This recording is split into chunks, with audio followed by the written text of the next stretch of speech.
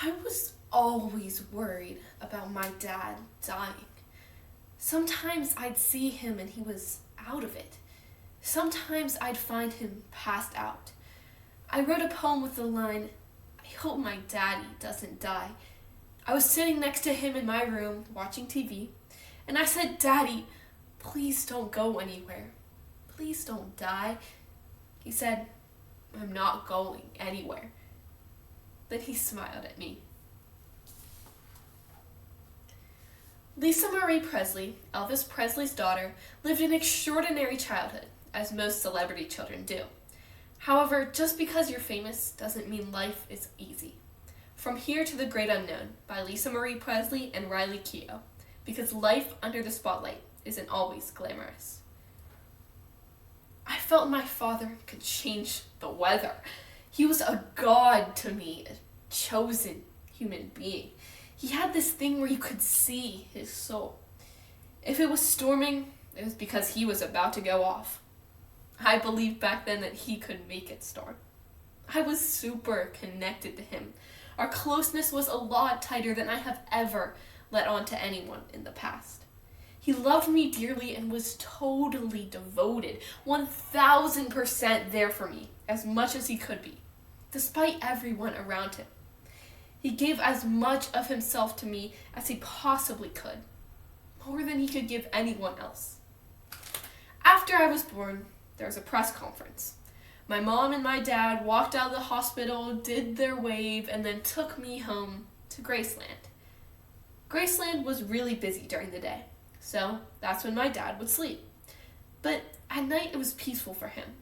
People would leave him alone. In the evening, if the vinyl doors were open, I would hang out with him, but end up getting tired and putting myself to bed. No one had to tell me. He wanted to hang out with me and have me around, so he wouldn't tell me to go to bed very often. But hanging out with him could be a double-edged sword, because I also didn't want to stop whatever devious act I was committing. I had a friend who was a bit of a troublemaker.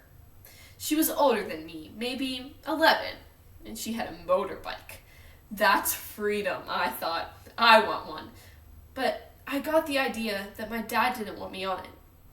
One day, when he was sleeping, she put me on the back of the bike. As we sped through a grassy area at Graceland, there was a laundry line across the lawn. She didn't see it, drove right through it. It caught her around the neck and threw us both backwards. The bike fell on my calf, and it burned my leg really badly.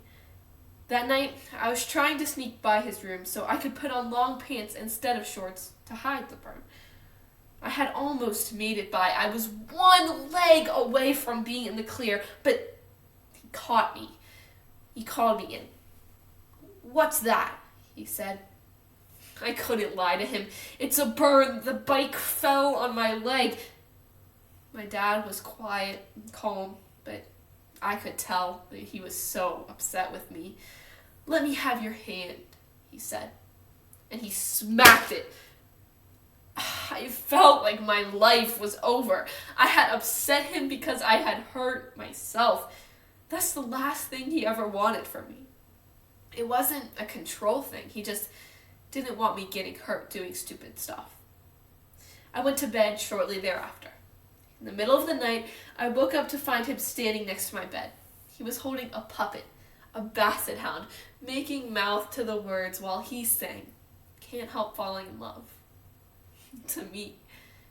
"Take my hand, take my whole life too, for I can't help falling in love with you." When he was done singing, my dad hugged me and said he was sorry. Going to his shows was my favorite thing in the world. I was so proud of him. He would take me by the hand and bring me out on stage, then go to wherever he was performing. The electricity of those shows. There's nothing I've ever felt that's been even close to that feeling. Ever. Electrifying is such a generic word, but it really is what it felt like. I loved watching him perform. You could always sense my dad's intensity.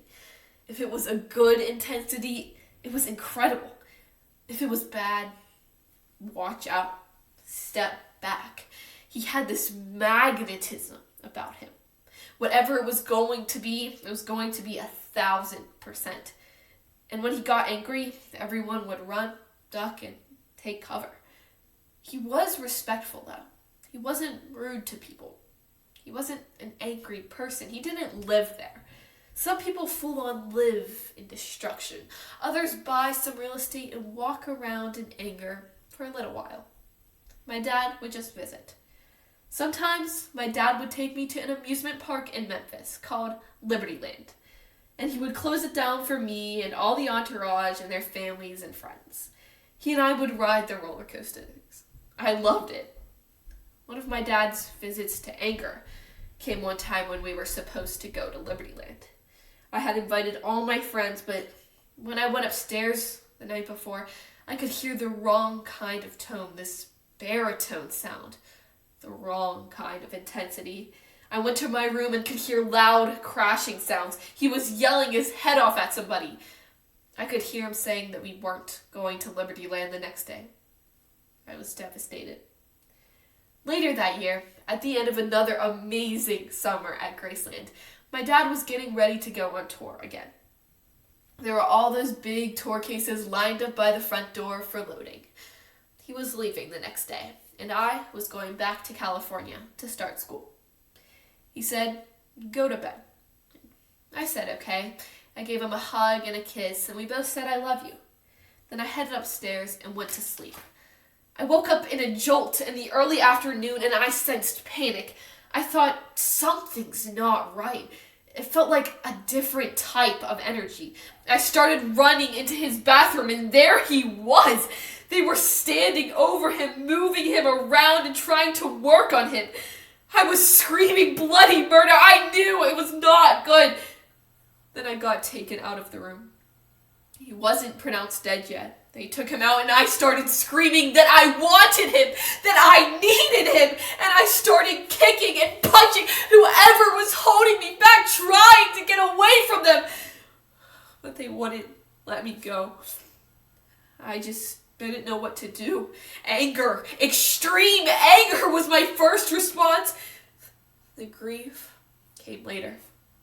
I don't really know why, except that I was angry at the world that this could happen. You were watching the news, then it hit me hard. My life as I knew it was over. It's your greatest childhood fear. When you love someone, you don't want to lose them. It's terror and it tortures you. Most kids have that worry. Whenever I told my dad I was scared he was going to die, he'd say, "I'm not going anywhere.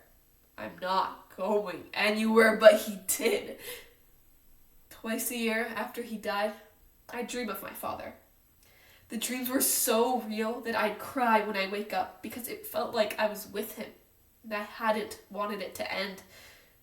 I try so hard to get back to sleep, to be with him again. I don't really believe they were dreams. I believe they were visitations. And in my dream, my dad looks at me so calmly, so knowingly, smiles and says, "Darling, it's already happened." And then I'd wake up. The dreams only stopped in 1992, when my son was born. My son made me go to Hawaii. I didn't want to go. We had a house there. I lived there. He loved it there. It was his favorite place. He knew that's where I used to go to heal. Suddenly, I found myself planning a trip there, and then I was there on the actual anniversary of his death. It was not a coincidence. I knew not to invalidate that. I got some vitamin D. I walked every day for a mile, which was big. I stopped wanting to die every day.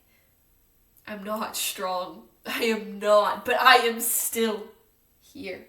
I didn't lose my mind, even though I wanted to, and I could have, but I didn't.